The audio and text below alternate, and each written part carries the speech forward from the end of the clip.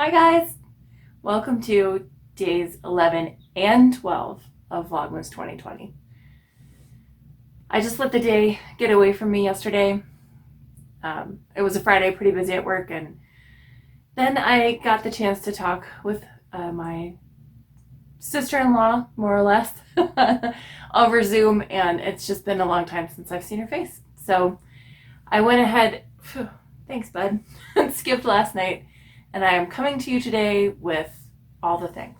So let us get started right away. The first thing that I want to talk about is my blanket progress.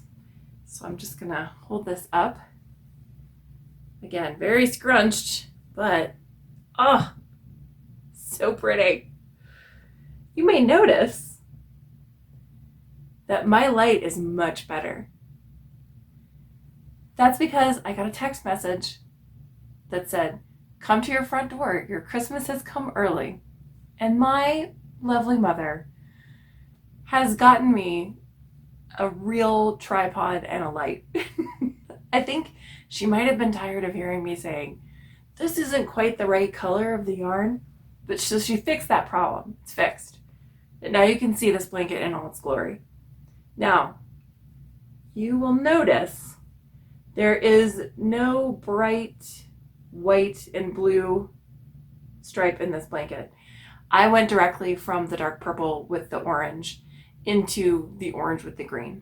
I saved that other mini. I may try and work it into the blanket later if the colors allow. Otherwise, I'll just use it for, I don't know, cuffs for fingerless mitts or something like that. When I saw the next mini skein, I really thought that would be a beautiful transition, and so it is. It kind of looks like a sunset. So I'm excited to see what's next, and I know you are too. And I did not open any minis yesterday, so today we have two to look at. All right, here's the next one. What could it be? Oh, interesting. Okay. There you go. Burgundy and blue. That is really pretty. And now day 12.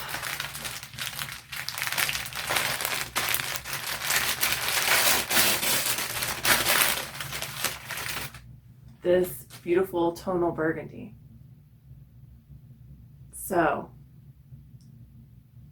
those are definitely going to go one right into the other really nicely. And that's the blanket update.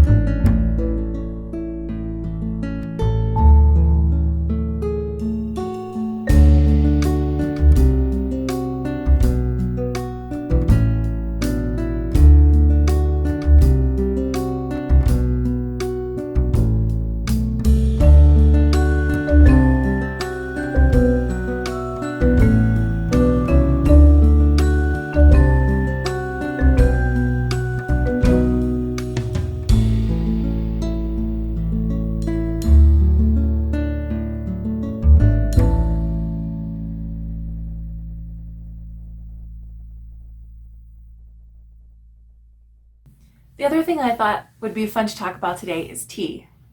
Today, being a Saturday, was another one of the days that Leah and I exchanged a present, and I got a lovely sampler of tea from Adagio, who also sell loose leaf teas. It was the Autumn Mix, and I have already had the Autumn Mist green tea, and it was delicious.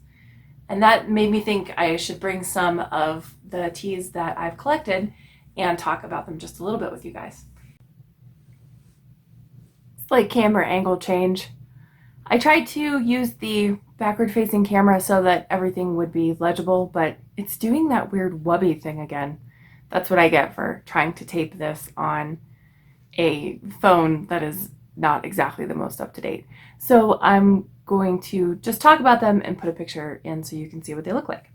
So the first one I want to talk about is a tea from a local maker whose name is Kim. Her company is Premier Herbals, and I was lucky to meet her after many years of watching her podcasts and being a follower of hers on Instagram.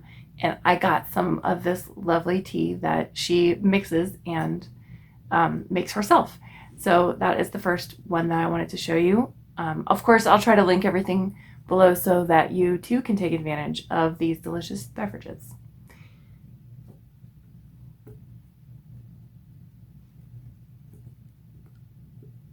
The second one is a company called Royale Tea. Royale Tea has a booth at our local Renaissance Festival, and they have a lot of samples set out, so we were able to try a bunch of different kinds of their tea and take some home with us the last time we went to that Renaissance Festival.